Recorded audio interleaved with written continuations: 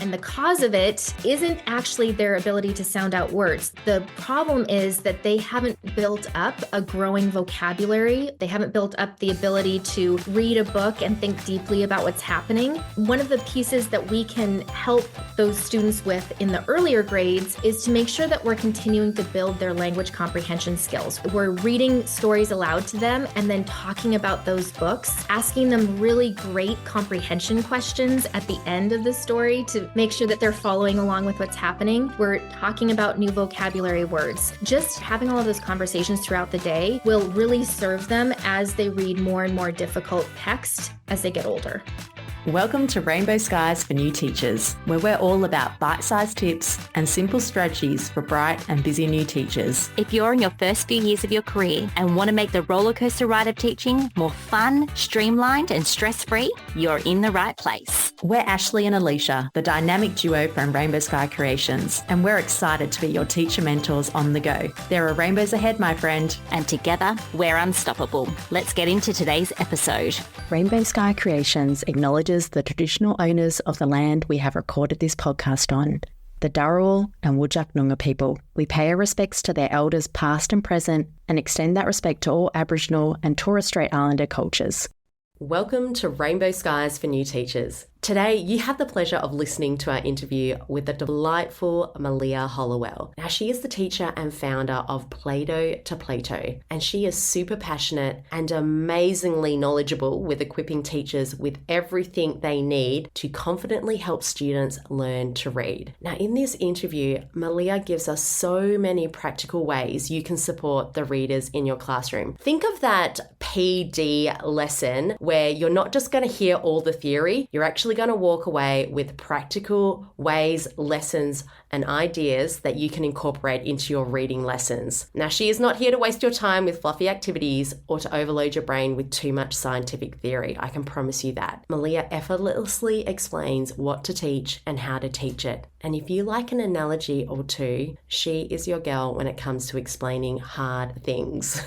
Now, if you're listening to this and you don't teach the early years, this episode is just as relevant for you in the primary years because she will unpack the 5 components of the science of reading. Now, I spent many years in the middle primary years and I came across students who really found reading a challenge, and Malia is going to give you practical ways on how to incorporate reading instruction into your lessons. So grab yourself a pen and paper and get ready to hear what you can do to empower the readers in your class. Welcome, Malia. We would love to welcome Malia to the podcast, and we're going to be talking all about the science of reading. Welcome to you. Thank you so much for having me. We are super excited to have you because you are an absolute wealth of information. We have done some learning as a part of some of the things that you offer, and we can't wait to share with our listeners today because we know that they still have lots of questions about the science of reading. So Malia is one of those people that knows so much about how your brain works when we're learning how to read. And she's going to teach us the things that you need in the classroom to have excellent readers. So Malia, let's go into this very first question about why is the science of reading something teachers need to be paying attention to? Well, it starts with data. So let's start there. We know right now, and I'm going to use United States data, but these trends are very similar in other spots around the globe. We have about 65% of our fourth graders in the US right now reading below grade level. And that trend continues all the way up through 12th grade. 63% of students who are graduating from high school are reading below grade level. And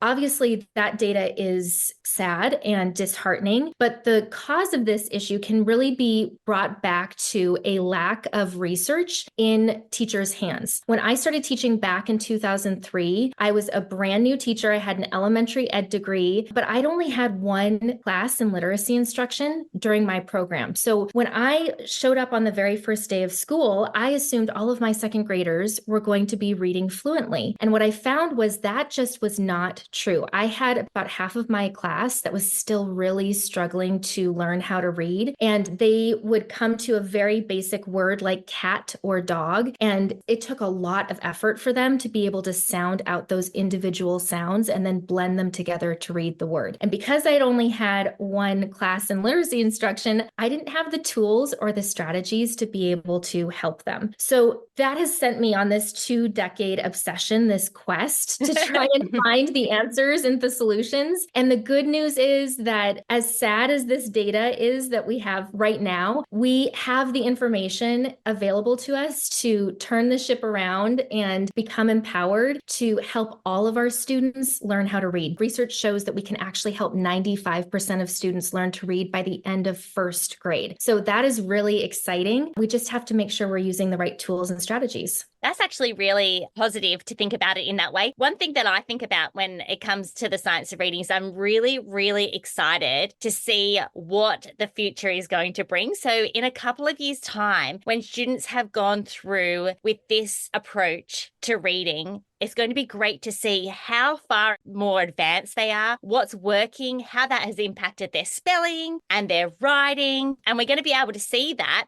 as time goes on. We do a national testing here in Australia called NAPLAN, but I know that you guys do lots of standardized tests too. And I'm sure that the results of this is going to come out in some of those tests, which will be super exciting to see. You know what is really scary though?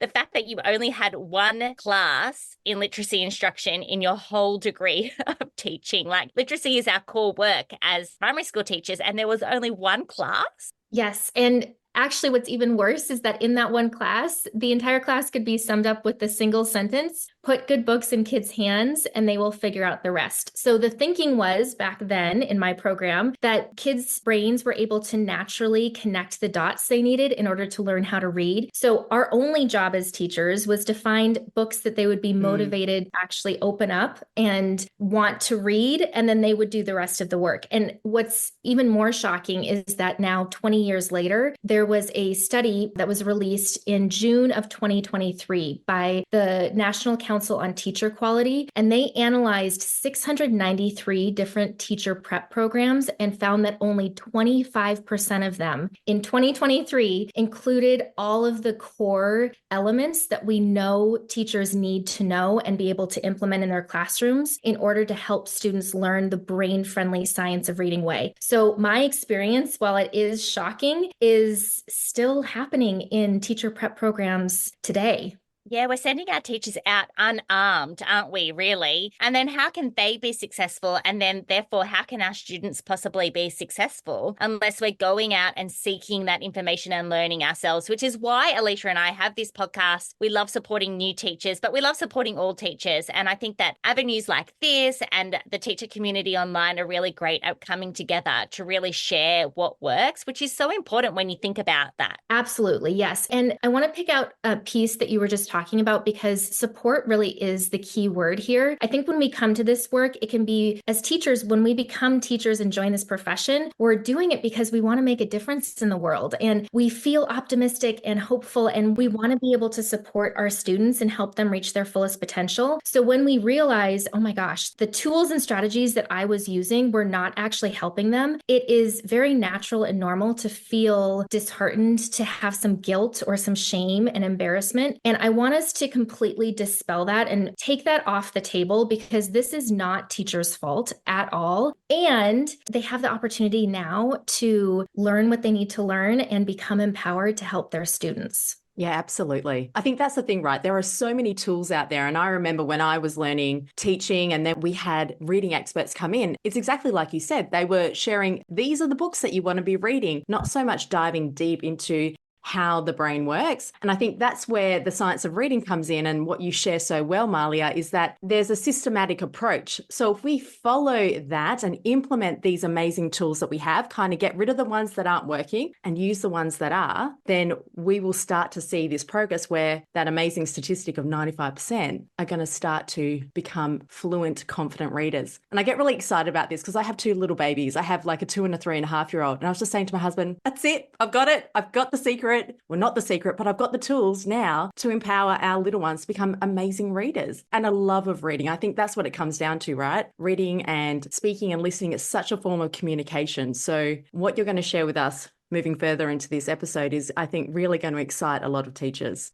Okay, so talking about the science of reading and in our classrooms, and I know that this is a big thing that teachers think because our workload is so big as teachers, we've got so many things, we're wearing so many different hats. Do we need to throw everything away from our old Balancey literacy programs and start fresh when it comes to aligning our practices with the science of reading? I'm so glad you started here because when you hear the science of reading, that term can sound really daunting and overwhelming. The good news is you do not have to throw everything out when you make this switch. We're going to talk about a couple of small tweaks that you can make to your literacy block that are actually going to help students connect the dots more quickly and easily than you ever thought was possible. So I want to start with one example. Let's talk about your sight word lists. And depending on where you are in the world, you might call them your snap words or your heart words. They have lots of different names, but these lists are the lists of high frequency words that we have students learn.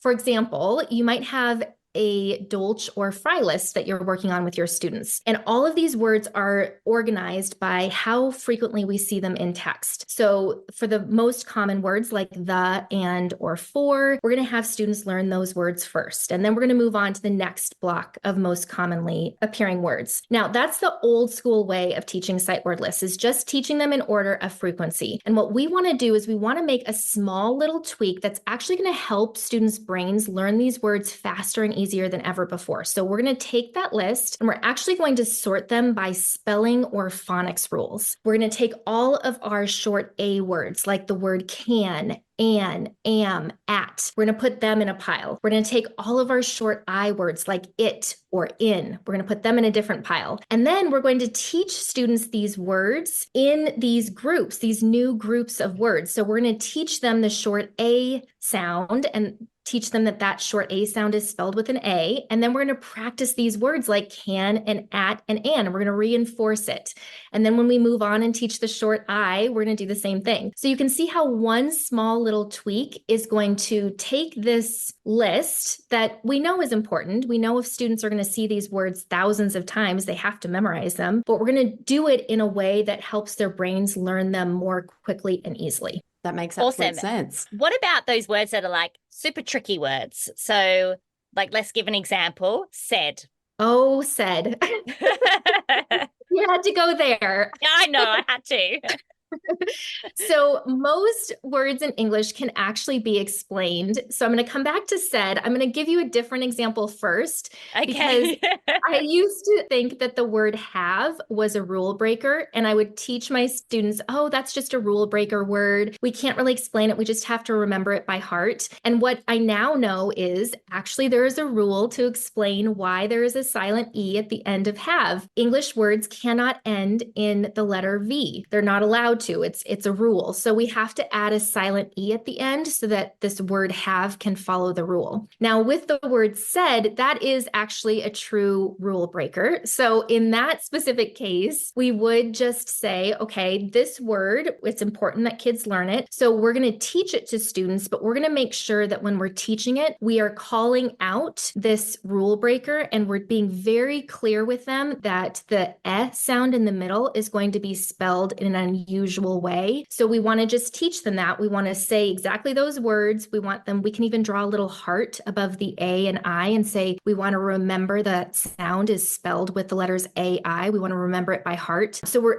just being really clear about the spelling rule and the fact that this is a true rule breaker. Got it. Yeah. Thanks for answering that, because I think the said issue is, you know how teachers nitpick little things, or they just find one little thing and they're like, well, how do you explain that? So I'm glad that we tackled that one. And I think that's where the term heartworks has come about, is that there are parts in words where they are rule breakers, they're oddballs. So instead of spending all that energy having to remember that whole word, it's like this and the d. Just focus your energy on learning that rule breaker of the AI making the e sound. So I definitely love teaching words that way. And I feel like I only came into understanding of that in my last few years of teaching. Then I was like, oh my gosh, an epiphany. But it's interesting to say, when you mentioned earlier, Malia, that whatever you've learned, there are some things that we do need to change, but also not to live in that state of regret and guilt. So that's why we've got Malia here to keep giving us some ideas on if we were to look at our reading lessons in the lens of science of reading, how could we incorporate it more into our lessons? But also, are there other small changes that we could make before we start delving into the other year levels and breaking it down? Yes, absolutely. So I always recommend that teachers make sure that they are practicing phonological awareness every single day. And just in case that term is new to you, I know it definitely was new to me a couple years ago. So I like to think of this like the word phone. So when we're on the phone and we're talking to a friend, we hear them talking back to us. So we're going to apply that to our vocabulary word. So this word is phonological. It kind of sounds like phone, and it means hearing the parts of spoken language. So for example, we might hear big parts of spoken language. We might hear whole words, and we could say, okay, students, let's count the number of words we hear in the sentence, I can read. And we would work together to count, I can read, 3 words in that sentence. So that is one type of phonological awareness. We could look at slightly smaller word parts. We could actually practice syllable segmenting. So taking a word like elephant and breaking it into syllables, elephant. Or we could look even smaller at the very end of the spectrum. We could look at the smallest word parts, which are individual sounds in words. And when we're practicing looking at individual sounds in words or hearing individual sounds in words, it's called phonemic awareness because each individual sound is a phoneme. So when we're practicing this skill, we want students to be able to hear the individual sounds in words and then move them around. For example, we might say, what sounds do you hear in the word cat? And we would want students to be able to say back to us, k, at. And then we might say, let's swap the k in cat for b. What is the new word? And we want them to be able to tell us bat. And we can play around with sounds and words just using our voice, our spoken language. And it helps our students' brains hear those sounds and move those sounds around so that later, when we're actually connecting those sounds to the letters that are used to spell them, their brain has all of the wiring in place to be able to do that successfully. So practicing phonological awareness every single day is my tip number 1 for anybody who is not doing it yet. And that goes from pre-K all the way up to 5th grade. Research has shown even 5th graders benefit from practicing that. And then the second thing I want to make sure to mention here is that research is really clear that we need to practice phonics every day too. So when I started teaching and I realized, oh gosh, I need to figure out how I'm going to actually help my 2nd graders, I found out about phonics and I learned, oh, okay, this is when we take those sounds that we hear in words and now we're going to connect them to the written letters so that when they hear k, at, they know, okay, I need a C and then an A and a T. That's phonics. So I learned that I needed to do this, but I didn't realize that I needed to actually follow a step-by-step order. So Thanksgiving would roll around, for example. We have Thanksgiving in the US. And so every November, I would teach the digraph TH because Thanksgiving starts with TH. And I thought I was just doing a great job bringing out all those TH words. And of course, what I didn't realize at the time is most of my students weren't ready to actually read the word Thanksgiving. And most of my students hadn't learned all the skills they needed to be able to read a word like thirst. So just throwing these phonics lessons at the wall and seeing what sticks isn't really helping students. We need to make sure we're teaching those phonics rules every day, but in a really easy to follow step-by-step order. Yes, there's different orders. I taught kindergarten many, many years ago, and we started with the SATIPN order, which is great because you can come up with a whole heap of different words that they can decode. And I know, Malia, you like to do it in a slightly different order, but same premise is the order that you do it in, you're able to create decodable words. Yes, I could not agree more. I want to make sure to point out here too, is that your order, and yes, my order is slightly different, but both of those orders work. Research has actually not pinpointed the exact step-by-step order, best practice. This is the exact order to teach all 26 letters. So whether you are using the order you gave or the order that I suggest, it all is going to end up getting students to our ultimate goal of having learned all of those letter sounds. So I hope that gives you an extra sense of calm and peace, just knowing that the specifics can be a little gray, but at the end of the day, we're getting to the same destination. That's reassuring to know. So if you're a satnip, you're jolly phonics lovers, those sounds that you do start with, you can do that. I guess that's the aim, right? In terms of finding those sounds that they can decode so they can start to reading, where those decodable texts really support that pattern or system of learning certain sounds first. Yes, absolutely. So are there any other small changes? We've looked at the word recognition, the phonological awareness, phonics. The last piece, because I could just go on forever, but I'm going to limit it to one last little tip here because it's one of those pieces that gets overlooked a lot. So often, especially in the primary grades, we are focused on having students practice the skills they need in order to be able to actually sound out words on a page. And what gets overlooked or pushed to the back burner then is building students' language comprehension. And so what often can happen is a student will be sailing along and they'll be doing fine with reading and they'll get to third or fourth grade and suddenly their reading comprehension scores will just plummet. And the cause of it isn't actually their ability to sound out words. The problem is that they haven't built up a growing vocabulary. They haven't built up the ability to read a book and think deeply about what's happening. One of the pieces that we can help those students with in the earlier grades is to make sure that we're continuing to build their language comprehension skills. We're reading stories aloud to them and then talking about those books, asking them really great comprehension questions at the end of the story to make sure that they're following along with what's happening. We're talking about new vocabulary words. Just having all of those conversations throughout the day will really serve them as they read more and more difficult text as they get older. I'm glad we touched on that because I think if you're starting to learn about the science of reading, we're falling into that trap of thinking it's really about the phonics, but it's so much more than that. Yes, absolutely. And in fact, I'm so glad you brought this up because I like to think about helping students learn to read like making a cake. And stick with me here with this analogy, because if you imagine baking a cake and taking out two bowls, we're going to have one bowl that has all of our wet ingredients like vanilla and milk and eggs. In our second bowl, we're going to put all of our dry ingredients. So flour, sugar, baking powder. If we were to take our dry ingredients and pop them in the oven, when the timer went off and we pulled it out of the oven, if we tried to eat that, it would be disgusting. It would be grainy and gritty and gross. So it tastes like sand. Similarly, if we took all of our wet ingredients and put them into the oven, when we pulled that out, it would be like a fluffy egg souffle that probably wouldn't have much substance to it. So the only way we can bake a great cake is to mix the wet and the dry together. And that is very similar to how we teach students to read. We need a bucket of word reading skills like phonics and phonological awareness so kids can actually sound out those words. But we also need this bowl of language comprehension skills so kids can actually understand what they're reading. When we have the language comprehension and we have the word reading together, that's when students have rock solid reading comprehension. So we really need both pieces. Yes, it's all part of the jigsaw puzzle that comes together. With this information that you've shared, so the understanding of that phonological awareness,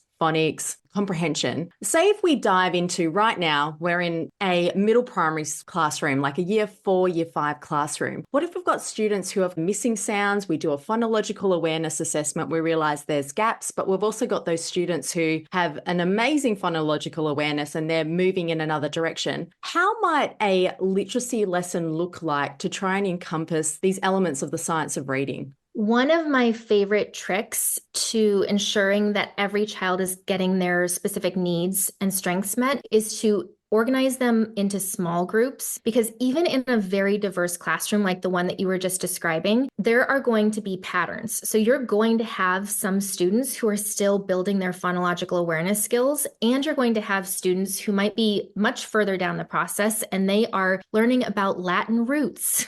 So they need something completely different. And if we were going to try and meet each of their needs at the same exact time, we would feel like we were being pulled in a million different directions. So instead, what I always recommend doing is assess your students and then sort them into groups, kind of like taking a bag of Skittles and putting all of your reds in one pile and all of your oranges in a different pile. We're going to take each group of students and just organize them, sort them by their needs. And then we're able to actually pull groups of students and give them their individualized, personalized instruction. We are huge advocates of groups as well. We find that that is just one of the best and easiest ways to differentiate. And you want to find easy and simple flexible ways to differentiate to meet the needs of your students. Because as you said, you're being pulled in a million different directions if you don't do it that way. I did a lesson of yours a couple of weeks ago on differentiation, and you were explaining all about grouping and how that really caters towards the individuals in your classroom and really being able to meet their needs. So we're totally on the same page there. Yay, small groups for life.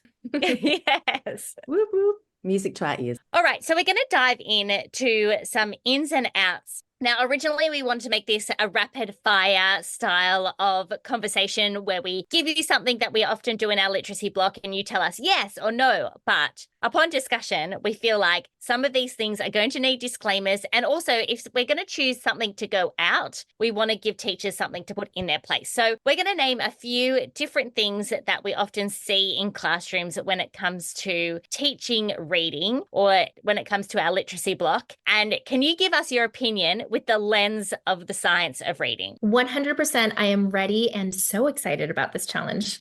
Okay, so the first one we've already spoken about a little bit, but sight words. Yes. So I'm going to say in, but sort them by phonics or spelling rule. Amazing. The next one is reading groups. I'm also going to say in, but sorting students based on their learning needs and strengths. Perfect. And can we put a disclaimer there too? Sorting students according to their needs as far as the sounds that they're learning and where they're up to with their decoding in the younger grades? Yes, absolutely. In the younger grades specifically, I would make sure that you have assessed their phonological awareness skills and their phonics skills, and you're making sure that you're meeting both of those needs, either in the reading group or as a whole class lesson.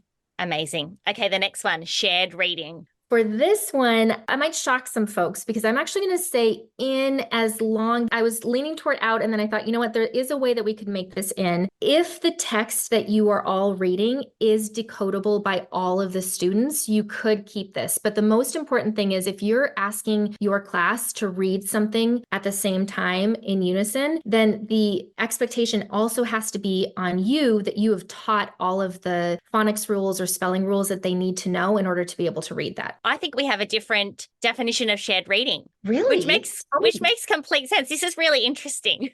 So we're going to detour everyone just for a minute. Alicia, I wonder if you agree. My opinion of shared reading, or my definition of shared reading, is reading a book together as a class, but the teacher is reading the book. So you're sharing a picture book, but you talk about it as you go through. Mine was along with Malia's. So. Oh, okay. What would you call what I do? Teacher what reading? I described. Teacher reading.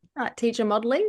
That's so funny. I would call it read aloud. I Read love aloud. this. We don't use the word read too. aloud in Australia. Alicia and I have started using it since we do this job now because we know that the people in the US say read aloud. But yeah, so shared reading to me is read aloud. So are read alouds in or out? Oh, read alouds are definitely in. That is 5 out of 5. Highly recommend. That's my Yelp review for read alouds. Okay. And then shared reading with everybody reading in unison is, on the fence, but you could work around it. I mean, I'm not a big fan of that. My question is as well, like if we're looking at shared reading, if like a round robin, so everyone's taking turns to read a piece of text, is that in or out? Oh, goodness. See, again, I think if you could find a way to make it work if you made sure that every single person had been set up for success. It's hard. It's a challenge, right? You just have to be really mindful at the front end that you have really ensured every child can be successful with that. I think you're being kind. I feel like round robin reading's been out for a long time.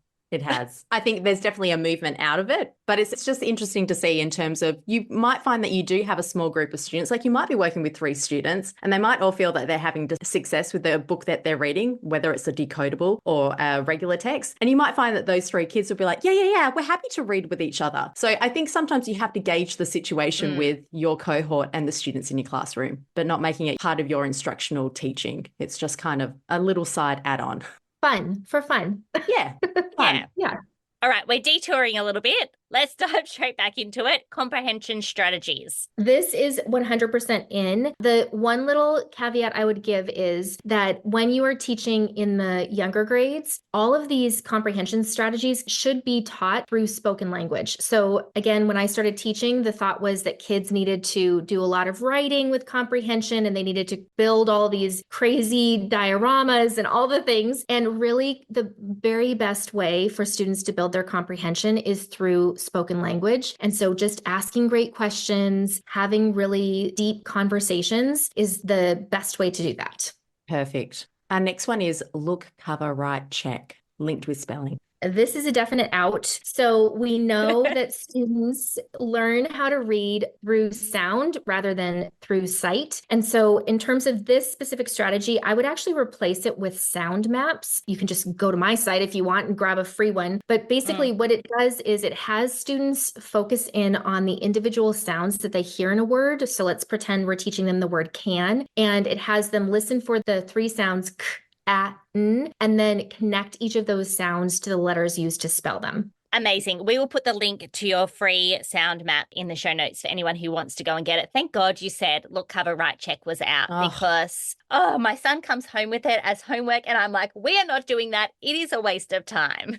Yes, 100% agree. Quick question with the sound maps, Malia. Would you be incorporating this from your kindy up to your grade 5 classroom, sound maps? Yes. In fact, a couple months ago, I was modeling some instruction in a fifth grade classroom, and we actually used these sound maps with those fifth graders, but we made a small little tweak. So instead of having those fifth graders focus in on the individual sound and words, their brains had many more connections. And so they were able to take it to a new level of challenge. I actually had them use the sound maps to sound out syllables. For example, in the word helicopter, the first box would not just be one sound, it would be an entire syllable. So would be the next box, and they had to sound that out, copter. Perfect.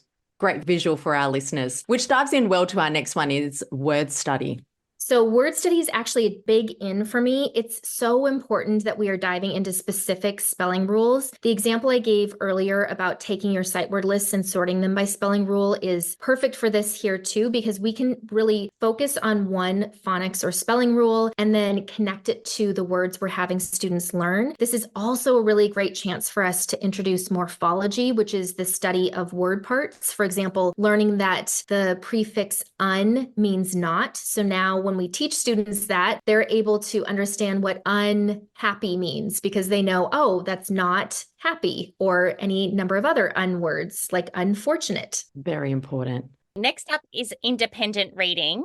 Now, when I say independent reading, reading on your I'm own. talking about reading, Alicia's saying reading on your own. I'm talking about reading on your own, or maybe even silent reading that teachers do in their classroom too. So I'm going to say this depends on the grade and the ability level of the students, because we know research has been really clear that if we are going to ask a child to read independently, especially when they're really young and this is all new and fresh to them, they are not actually able to do that successfully. They're not able to self-correct. They may read a word, and because it's taking so much of their brain power to sound that word out, if they read it incorrectly, they may not catch that they read it incorrectly. So in the younger grades, independent reading, unless they have learned all the skills that they need to learn in order to do that successfully, it just needs to be used cautiously. In the older grades, when they are reading more fluently, their brain power isn't expending so much energy just trying to sound out the words, then yes, independent reading can be a fantastic strategy. It's a great opportunity for students to continue to learn new vocabulary and all the things. But I would also say with the older grades, it's important that as a teacher, you're not sitting at your desk reading and the kids are reading on their own, and this is just a fully independent activity. This is really a chance for you to check in with students, help them grow their language comprehension, make sure that they're on the right track. They're building those comprehension skills that we know are so important. So really being active during independent time is going to be important. We have a thing in Australia called drop everything and read after lunchtime. So it's kind of like everyone decompress, get a book to read. We wouldn't be incorporating it to an explicit instruction, but it would just be like, here's just have a love of reading. Pick a book, pick a comic book, pick something that you just want to have a skim through, read of, look at the pictures. I think you'd be saying it'd still be fine for teachers to be doing drop everything and read, but not making independent reading part of your explicit instruction unless you're there checking in with the students. Yes, correct. Good. The other day I was talking to my cousin, she's a high school teacher, and they do drop everything and read in their high school, the entire school. And I think that's really great. I feel like sometimes high schools don't do those things that we do in primary schools. But yeah. It's always good to have a pause break, a decompress, regulate break. I think that's what they're all about. Our next one is weekly spelling tests. In as long as students are focusing on one phonics or spelling rule. So gone are the days where we are having students try and memorize 15 words that have 15 different spelling rules. That is just way too much for one brain to try and grasp. Yeah. Thank goodness absolutely. as well with this one. I'm so glad. Well, I remember being at school and having to remember your 15 spelling words that just had often nothing to do with anything. And gosh, we were expecting a lot from our kids, weren't we? Yes, we were, Ashley. A lot of pressure put on us 70s, 80s, 90s babies. All right, so we've got two more. The next one is the Daily Five, which was really popular a couple of years ago. Are we still doing the Daily Five? We can take the Daily Five and make it science of reading friendly by adding in one more center. So it's really important that students are practicing their phonics skills every single day. And so if you have two phonics centers, so that on day one, you have kids going to three centers and one of those centers includes phonics. And then on day two, they're going to three new centers and one of those centers is phonics. I think you could make an argument that this can stick around. Okay, that's good to know. So for anyone out there that's doing the Daily Five, you need to look at it with more of a lens of the science of reading than just taking it as best practice. Is that what we're saying? 100% yes. Perfect. Okay. And the last one that we've got here is reciprocal reading. So reciprocal reading, as I understand it, I realize now it's so much fun because I may need to make sure that my understanding of it, my definition is the same as yours. Yeah. It would be small groups of students discussing, clarifying, asking clarifying questions, summarizing. Is that the same as your definition? Yes, absolutely. And we would do it more as the students, they're stopping learning to read and they're reading to learn. Okay, so as long as we are at that point where students, again, are able to free up some of their brain power and they are really, truly reading to learn, I think this could be continued absolutely, especially because it empowers them to be in charge of their learning and really support one another with building all of these great comprehension skills that we know that good readers have and need. Yeah, absolutely. I definitely see this happening a lot more as we're moving into the middle upper years, and incorporating that reciprocal reading and peer mentoring and learning from each other can be really beneficial. Of course, with the teacher stepping in, guiding, checking that they're heading in that right trajectory with their learning and understanding. The last little piece I want to end on is just encouraging teachers to take one step. We've talked about so many different tweaks and changes that you can make to your instruction today. And I would never want someone to walk away thinking, oh my gosh, well, this is just so daunting. It feels overwhelming and stressful. Just making one tiny tweak will make a difference. And that will give you the motivation to take the next step and the next step. This is truly a lifelong journey. So please do not ever feel like you have to get it all in place tomorrow. We're in this together, and there are so many great resources that are out there to support you. Yeah, Rome wasn't built in a day. I know that like we say these things, but it's so true because really we're learning as teachers. If you make small little changes and adapt things that you're already doing in the classroom, then over time that is going to make the biggest difference. Now, your Instagram and your website is a fantastic place to go for resources and extra help when it comes to this sort of stuff. So tell our listeners where they can find you if they want to connect after this episode. I would love to connect. My Instagram handle is Plato2, so the number 2, Plato, Plato. And I share tons of different teaching tips and strategies over there. And then you can always find me on thereadingroadmap.com as well. Awesome. We will link those in the show notes, and we'll also link to your social media too if anyone wants to check you out there. Alicia and I just recently did your mini course, The Science of Reading Made Easy. We just want to get a bit more of an idea and really empower ourselves to know more about the science of reading, and it was awesome. We fell in love with you through that course, and which is why we got you here on the podcast. So anyone out there that wants to dive in a little bit deeper,